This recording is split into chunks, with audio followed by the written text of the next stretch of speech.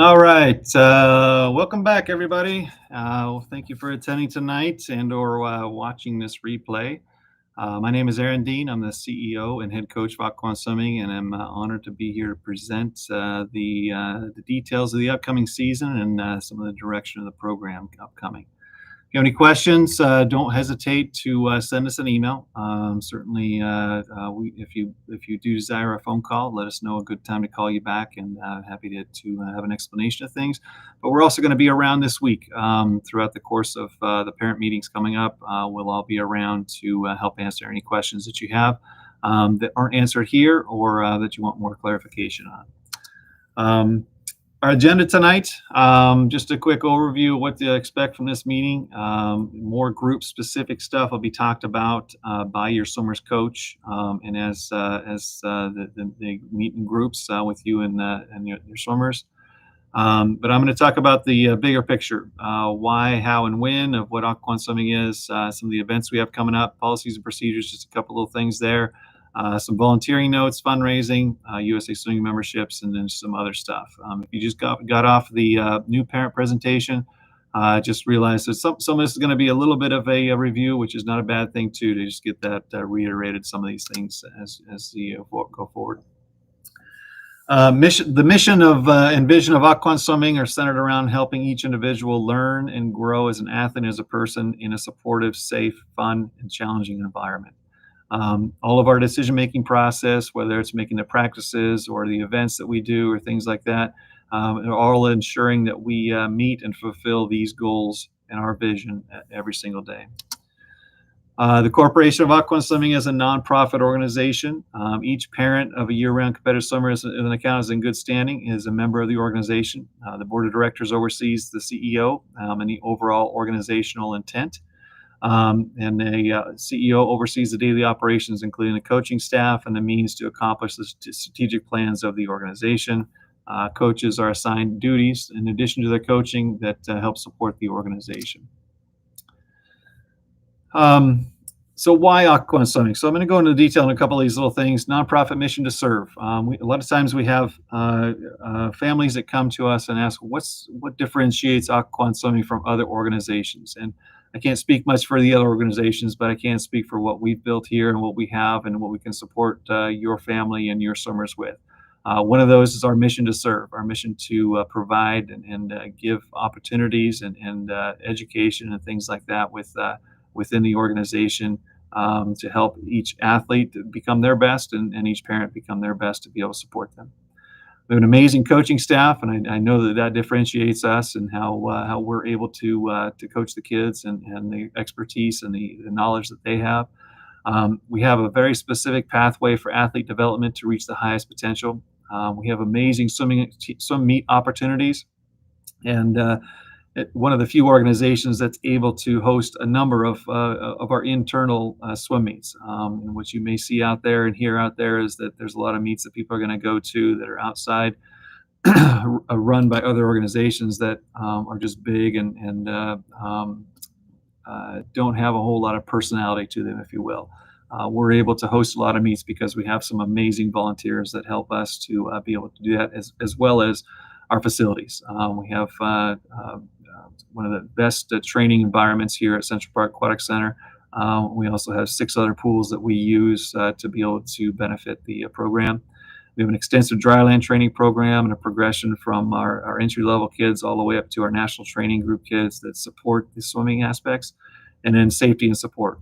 We have safety measures in place and the support with policies and procedures to make sure that every child is safe in this program and that they can all have a great opportunity to grow and learn. And of course, our loyal partnerships, which includes you all as parents.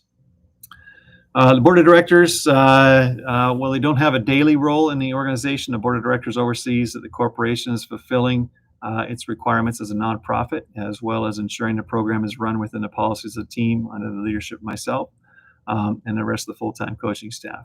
You can connect to the board collectively through this email, or each of those emails will go to each individual board member.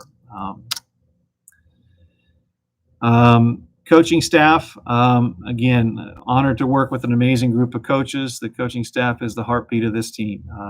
And while they all bring different personalities and expertise, everybody comes together to work to make sure this team is operating at the highest level of success and growing every single day. So I can't speak highly enough, and how honored I am to have each of them supporting the kids and also supporting this organization over the course of the number of years they've been with us. We have two main people that are your administrative leads. Hannah Dean is billing and payment processing, membership and account maintenance at Team Unify. Certainly check your accounts, make sure that the processing that went through on the 1st of September is correct. And if not, reach out to her.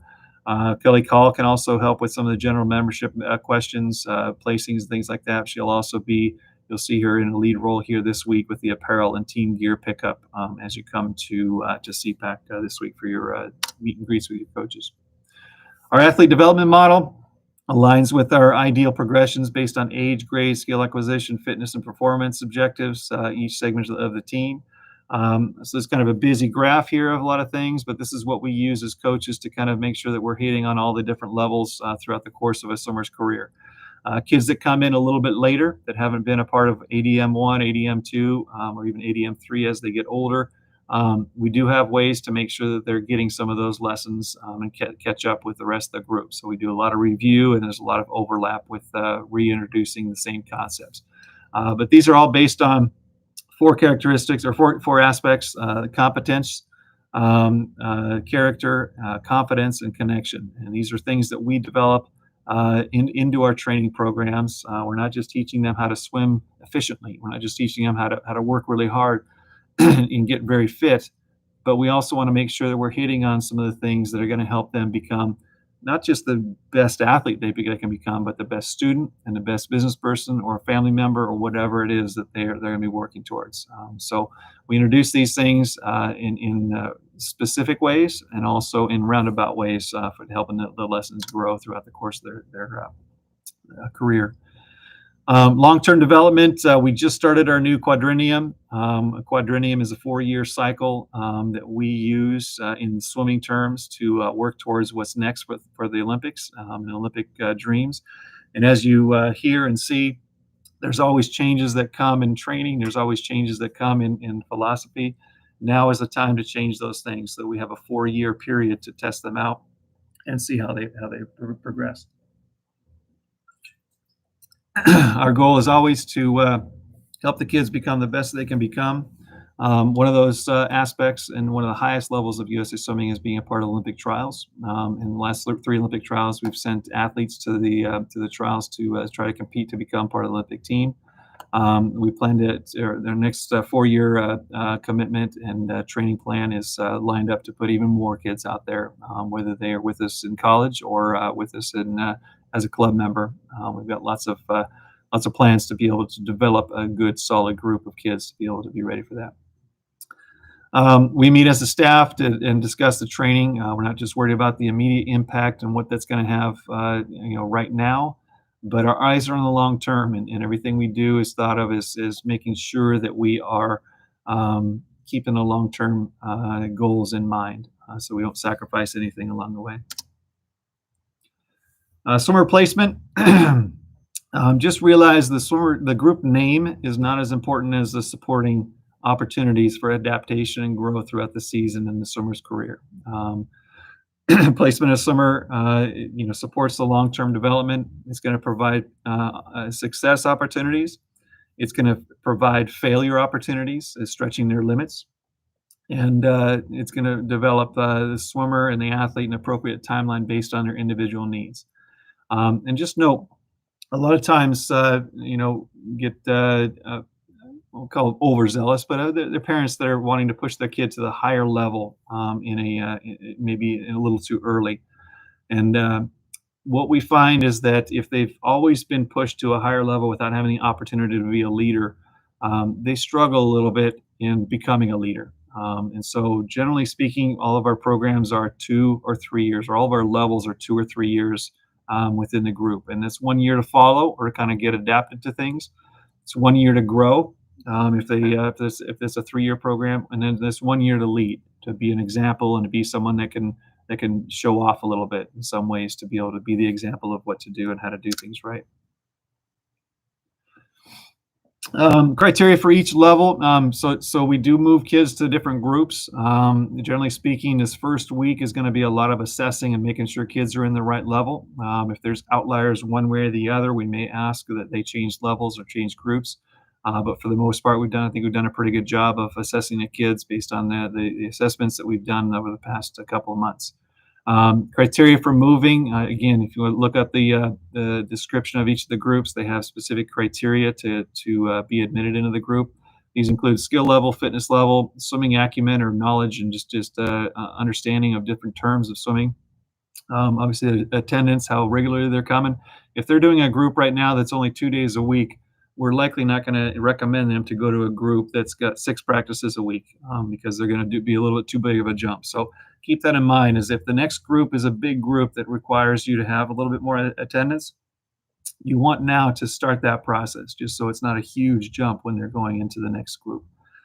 Performance results, accountability, team chemistry, and then showing signs of leadership and wanting to be a leader.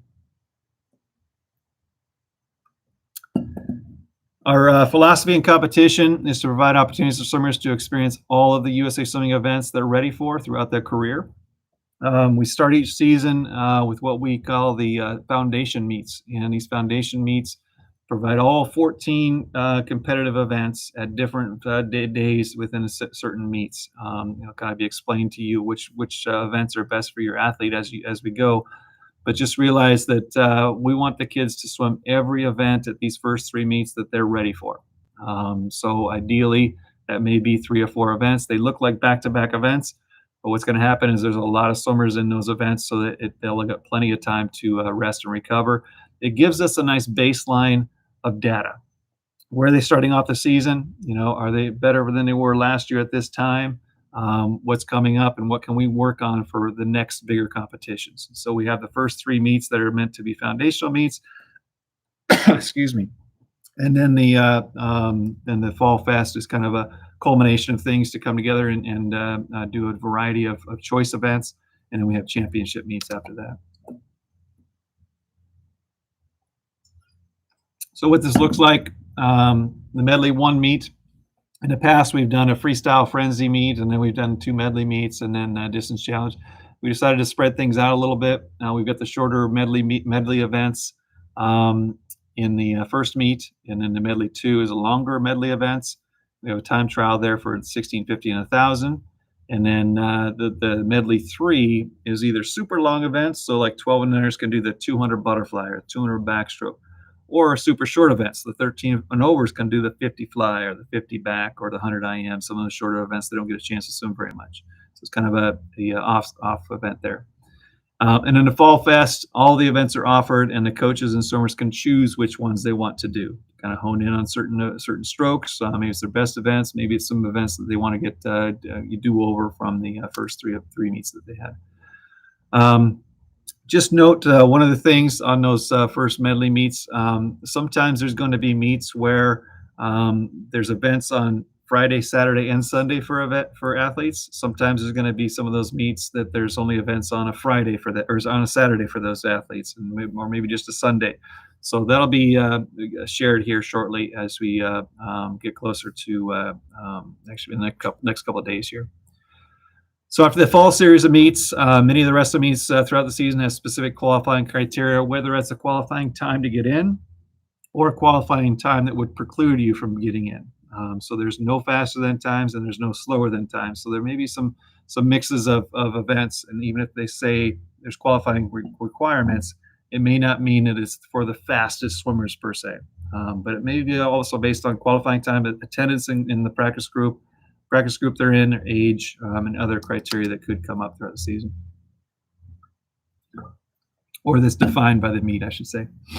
The fall meets, we have an open water festival for some of our advanced kids that have been swimming for a while. It's an opportunity to swim in Smith Mountain Lake in open water, 5K, 3K. I think there's a 1K in there as well. Then our medley meets are the first 2 weekends in October. A distance time trial there at the end of October, and then the medley 3 is at the beginning of November, Fall Fest is at Freedom Center. That's our first kind of big meet that we host. That's not mainly just ourselves. And then our championship meet this year is going to be for all levels that are ready for it. We're going to travel down to Richmond, and more information about that. There may be a little bit of qualifying criteria for that, but we are consolidating, bringing everybody to that one meet instead of having in the past. We've had a meet at Stafford a previous weekend, and then this meet in Richmond, and spread our staff kind of thin, but it's also kind of spread the kids out to not be able to swim a full slate of events and whatnot. So then we have our Candy Cane Splash, which is inter squad meet, and just a lot of fun there that Coach Cato leads, and that'll be for specific criteria as well. In the winter and spring, some of this is tentative. I also serve on the Potomac Valley Swimming Board of Directors, and part of my role is to approve some of these things within the committee that I lead. So some of these meets are still a little bit up in the air on the dates and locations, but for the most part, you kind of see where this lines up. And you can see that a lot of them on the right side have qualifying criteria. So just keep that in mind. Again, it may not be qualifying that you have to be a certain speed. It could be you can't be a certain speed, and you have to not have a certain qualifying time to be able to participate. Other team events, there's going to be opportunities to bond with your team and swim family. Watch for updated calendar from your swimmer's coach, and they'll provide more on this. We do have a rewards ceremony scheduled for April 26th. The rain date would be the 27th. That'll highlight the team and individual accomplishments, and got a lot of exciting things that are in the works for that. Facilities, just a couple things about our facility. CPAC is our central location and operational headquarters. While we don't own it, we have a long-term lease supporting us to run a full program of from lessons to competitive swimming. Lake Ridge is owned by OCCS and offers outdoor swimming opportunities for the summer as well as memberships. Our other facilities we just rent a portion of the pool space. So just keep that in mind that when we are at those facilities, we have specific lanes that we can use, specific space. And sometimes that fluctuates here and there, but that we are patrons of those facilities to be able to utilize them. I want to keep those relationships very strong.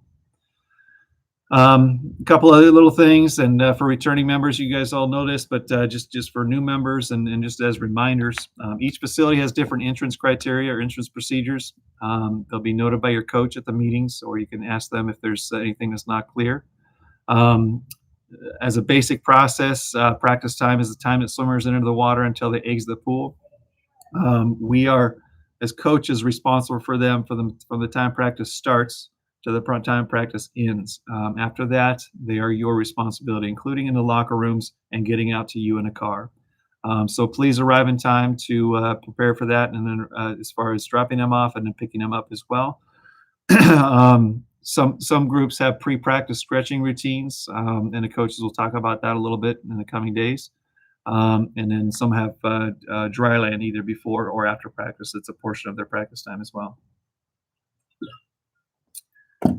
Swimmers should have their training gear every day. When you arrive to the meet and greets and the gear pickup, each group will have a criteria stuff that they need to either have, if they don't already have it, and purchase it here at Britside. To make sure that they're using the same equipment that everybody else is using. I know there's a lot of ways you can go out and buy something online that looks like it's a better deal. If it's not the same exact stuff, it makes it difficult. And fins are a big one. That if they don't have the same fins as everybody else, they're either going too fast or they're going too slow. It makes it difficult to keep the practice group going if they don't have the right stuff. Snorkels are another one. You don't want a snorkel coming off the side. These are training snorkels that are going to come off the front. Water bottle practices that are more than an hour, and even at an hour, you should have a water bottle at the pool, especially if there's something in one of the warmer pools. Just having some water is a good thing. You're always welcome to watch at practices. Just know that each of the pools has different criteria. For example, at Chin and I think Chin is the one where you can't be on the pool deck, so you need to be upstairs. So I think you can walk your child to the pool deck, give them over to the coaching staff, and then walk upstairs to be able to watch the practices. Same here at Central Park. A lot of times our bleachers are being used for the kids to store their backpacks, but also to have meetings with the groups. And if you're sitting in the middle of it, it can kind of be a little bit difficult to get the message across. Also, Central Park has a lot of reverberation that goes on, and if you're having a conversation with a bunch of other people while the coach is trying to keep the attention of the kids, it can really create a lot of noise in there. That's kind of background noise that overcomes some of the coaches' voices after a while. So, if you're going to have conversations or feel like you're in the middle of things, please just respectfully move around so you can help support the coaches doing their job. Drop off and pick up.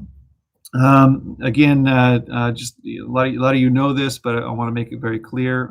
Don't wait in the fire lanes for your swimmer to exit the building. We get a lot of, well, we get blamed for a lot of it. I know there's other teams that practice there as well, but at Freedom Center and the Wharf, we usually get a warning a couple of times a year to say, hey, parents, please don't wait in the fire lanes for your child. Park your car. Either wait for your swimmer to come to you. I know some of the parking lots are a little bit dark, so we prefer you to come out of the car, walk to the front of the entrance, and walk your child to the car. Drive very slowly. Here at Central Park, there's a lot of kids coming and going. I know we have two things going for us right now, or going against us right now. We've got the American Disposal employees are here, and we respectfully are going to be moving that out, but they can sometimes not drive as carefully as we'd like. And then also there's some patrons for the boulder climbing here that we don't know what their intentions are, but we're always trying to go clockwise around the median or stay to the right. As you enter the facility, stay to the right, go all the way down, come back around towards the entrance of the pool, so that there's a nice flow. The parking lot is not real wide, and if there's cars trying to get out and cars trying to get in, and there's kids trying to cross the street and people all over the place, it can be very dangerous. So we want to just make sure you're going in one direction, drive very slowly, watch for cars, watch for people very carefully. Young kids, make sure they're not running in the parking lot, hold their hands. And then the fire lanes and the handicap parking spots are just for that, the fire department and the handicap folks. We don't control the other facilities that we practice in, so there's generally going to be adults in the locker room. And this is just a point of reference here. So my recommendation is have a process outlined for your swimmer to get changed quickly and discreetly, or dry off and cover up and just go home. So just realize that we're at the Freedom Center, Chin, Wharf. There are generally going to be other adults that could be changing in there. So teach your child how to properly and discreetly change in a public locker room like that. Here at Central Park, we are bound by the USA Swimming Safe Sport guidelines, and we discourage the mix of adults and minors in the locker room at the same time. In fact, our memberships with our adult patrons stop at 3 o'clock in the afternoon, so generally you're not going to see many of them around other than while kids are in school. If you need to help your swimmer get changed, I would suggest using the family changing rooms. If you do need to use a locker room, that's fine. We just discourage adults being in there without the child, and young children should have access there. Land exercises. So one of the things that differentiates our program is that we have an extensive dryland program. Very proud of it, and some of the things that we're changing this year, adding to this year, are really going to add to the enhancements that we can do as a program. Swimming offers a lot of fitness development and skill building. However, we know there are things that swimming needs a help from with gravity, because when you're swimming in the water, you're weightless in a lot of ways. However, there's a lot of resistance against you in the water as well. So we incorporate the land training with every level to help with prehabilitation stuff, flexibility, mobility, strength training, and cardio needs at each of the levels that we have. So starting even at our medley group, we don't necessarily have a set piece of our program that is of dryland. So we don't have a specific setup time outside of practice for dryland. However, we do use some time during practice. You'll see them get out and they may do some things on the pool deck to learn how to create some agility or to create some strength. We also encourage these kids at these levels to do other sports, get involved with something to get some upper body strength, some core stability, some agility, and some proprioception to help them get stronger and kind of have a variety of skills that they're learning.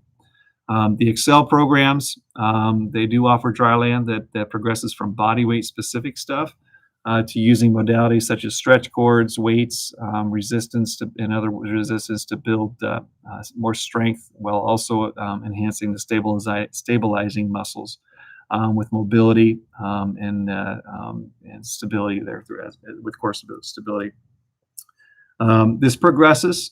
So even at the age group 1 level, they may be doing a very short 10 to 15 minutes of little pre-practice stretching, a little bit of cardio stuff, maybe some push-ups, maybe some strengthening stuff, up to our pre-national or senior groups that are doing a more extensive dryland with some strength training and adding in a little bit more of the ability to perform over time. The lead groups, Senior Select and NTG, are the 2 top groups that we have. And for these groups, we offer extensive dryland that focuses on supporting a healthy body and a healthy, explosive athlete. Mobility, or being able to move naturally without imbalances of strength. The stability, or ensuring the joints are connected with the needing stabilizing tissues. And including core function and bringing things through the powerhouse that we know we can create through core strength. And then the strength and power production that are added to build more explosiveness in races, and along with the agility to make changes in their strokes and work on hydrodynamics and having the appropriate reception to make changes to their skills there. We're certainly blessed to have not just the facilities to be able to do all these things, but also the staff to be able to support building these things into our programs. It does take time, and just as with swim practice, this is a part of the program that we know will enhance what they do in the swimming pool. But if they're not at these practices, they may be missing out on some of these things. One of the things too that no other program has is the connection of these coaches that we have with the kids in the water, and knowing that when there's very strenuous times of swim training, we know that there's some things that we need to do on the dryland side to be able to offset those effects that happen over time. And then vice versa, in the lighter times, we can push a little bit more in the dryland part of it to be able to build the strength and whatnot. Safe sport certification. So we certainly take pride that we offer a safe and welcoming environment. We are currently working on our recertification process, and we need everybody's help. And we're going to send out a lot of information, a lot of emails out about pressuring you and asking you and pleading you to complete this. We didn't have much success last year. This year, we're committed to making sure that we do have that success and that we are able to get the certification. Ideally, it takes one parent from every family to do the Safe Sport Adult course, which takes about 30 minutes. And we need at least one or all the athletes from 13 to 17-year-olds to complete the Safe Sport for Youth athletes. And so, yeah, just watch for that information. And certainly, the more people that are educated in something like this, the more safe environment that we have to be able to work in and be able to perform in. Athlete protection and safety, minor athlete protection policy, or minor athlete abuse prevention policy. It was updated a few years ago. I call it 2.0. These are to help ensure that parents are aware of some of the policies for communications. And so I'm just going to go through a couple of these. It's basically interactions with you as a parent toward other minor athletes on the team, but it also could be the coach's interaction with your athlete or your child. Every parent does need to acknowledge their understanding and adherence to the policies, and I believe that's part of USA Swimming's membership aspect there. This is done during the registration process with OCCS as well, to agree that you understand those policies and that you will uphold them. And so a few of those, just real briefly. Conversations should be observable and interruptible, whether they're meetings or interactions. So if there's a coach and a swimmer having an interaction or a discussion, anybody else should be able to walk into that meeting at any time and understand, be able to hear what's going on. Open and transparent meetings and interactions, certainly keeping you involved as a parent and understanding that if there's meetings that happen with the athletes. All electronic communications, including text messages or group messages, must have another parent or adult on all communications. A lot of times we'll get a message, and I know this as the national training group coach, I'll get a message from an athlete directly from the athlete to me. I can't respond to it. I can't even touch the message or I can't even have any interaction to it because there's no athlete on it. So I'll generally try to find their parents' phone number and add them in as a second person on there, or a coach, or a couple other coaches to be able to have that communication be open and transparent. Social media connections are not permitted other than following the team's designated social media. So you as a parent should not be following other athletes, and us as coaches should not be following athletes, and vice versa. Those are parent and adult relationships that no underage athlete should be a part of. Bullying prevention. Bullying of any kind is unacceptable at Aquan Swimming, and we do not tolerate it. Bullying is counterproductive to our team spirit, can be devastating to a victim, and we're committed to providing a safe, caring, and friendly environment. If your kids are on social media, please, please, please help educate them on how to do that properly and how to be a positive influence as opposed to helping some of the bullying stuff that happens through social media. It is something that we are watching very closely, and it's important that we all have a role in making sure that the kids are educated and being helpful as teammates and classmates and everything else. Also, coaches are very attuned to conversations that happen and some of the things, the teasings and things like that. There's no place for that in our programs, and we will put it to a stop. However, if you ever hear anything, if you ever see anything, if your kids come to you with any concerns, please don't hesitate, even the smallest things, to let us know so that we can address them. Because the small things can generally turn into bigger things, and then it can be blown up. So please communicate to us. Please let us know if you see anything or if your kids feel any bullying or anything related to that could make them feel uncomfortable at practices or competitions or any of the events that we have. Other policies are available on the website. These include some of the safe sports stuff, but also contract obligations, parent code of conduct, swimmer code of conduct, weather policy, things like that. So take some time to read through those so you're aware. From time to time, those are updated by the board and myself, so watch those, and we will send those out if there are updates on those. Last thing is, we've got a partnership. Aquan Swimming is a partner with each of you as a parent member. We're here to provide a safe and rewarding opportunity for each swimmer, but we can't do this alone. We ask that each family find ways that they can support the team, be an advocate, be able to support through support systems, and volunteer. Advocating is just leaders to help share the Aquan Swimming spirit, successes and experiences through social media, positive references, business connections, family referrals. The more positive talk that we have about your positive experiences, the more we benefit as a program, the more your swim family gets stronger as well. Supporting through fundraisers, business partnerships. Certainly, we like to find new ways to be able to support the programs that we have through fundraisers and advertising partners, business development opportunities, things like that. Please reach out if you have ideas on those. And volunteering. Swim meets, we need timers, marshals, hospitality, officials. We'll talk about that in a second. And then committees. We have events and team organization that will be asking for additional help with committees. If you're a returning member, Aquan Swimming has an amazing group of volunteer USA Swimming officials. And we grow every year because one, we provide a lot of things, but two, it's a really good group of people to be involved with. A lot of great leadership. We've got some of our top officials no longer have anybody swimming with us anymore. And they give back because they love the sport. They love what swimming has done for them and their family, and they want to continue to give back to Aquan Swimming and what they've given to their families. So it's a really strong organization, but there's also a lot of benefits to you as a family. There's tax deduction on your volunteer hours because we're a 501c3 program. Family incentive up to $500 for off your next year's tuition. Lots of amazing parents to meet, free travel to national level meets, leadership opportunities. There's options for a wet side, which is on the pool deck, walking up and down and officiating the swimmers, a stroke and turn, all the way up to the dry side, which is working with computers and administrative aspects. So there's something for everybody there to be able to help with.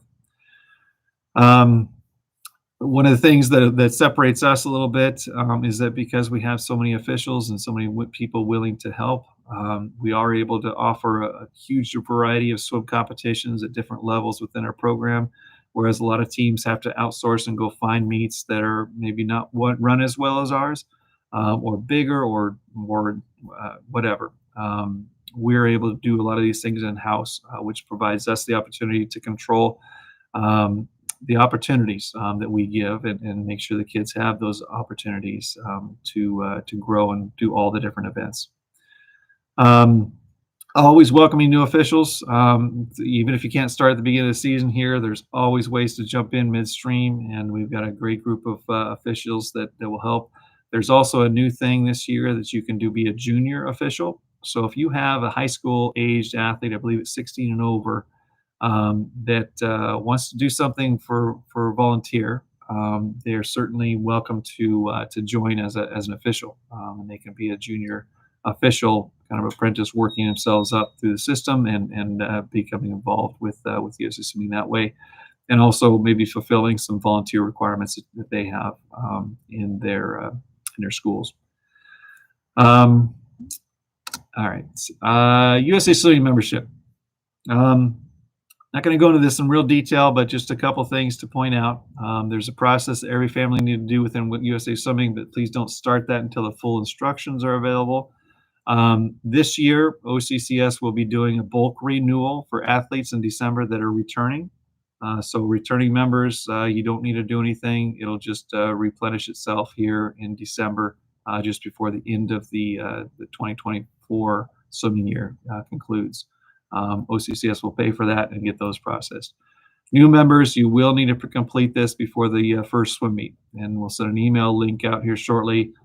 Please wait to do it until I get the email link out, because that link is specific to our program and will help quell any question or a lot of questions that happen there. There's two options, and I'll explain this a little bit more in the email that'll come out, but there's a flex membership, which allows you to swim up to 2 USA Swimming competitions, but there's some options in there and some opportunities in there that we're going to have this year that you can even do more than that, or the premium membership, which gives you the full USA Swimming membership throughout the season.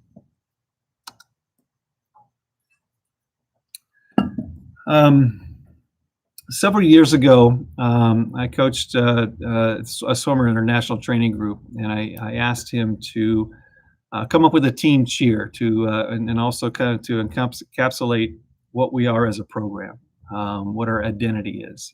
He brought up that his connection with the team was more than just a team. He felt like it was an extension of his family, and that not just bringing families together, but also encouraging the family atmosphere within our approach to bonding through relationships and cooperation. Well, no family is perfect, and every family has a feud. Every family has things that happen from time to time. The shared values that we have, the vision that we have, and the relentless pursuit to helping each other and helping ourselves become the best we possibly can is what keeps us together as a family.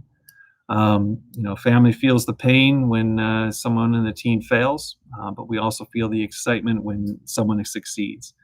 One of our visions this year is to bring everybody together stronger and have that bond that we can all support each other through the thick and thin. So hope you'll join us with that mission and vision that we have to help everybody feel welcome here, help everybody feel like they've got a support group and they've got a cheerleading squad to be able to support them throughout the course of the challenges and things that come up through the season.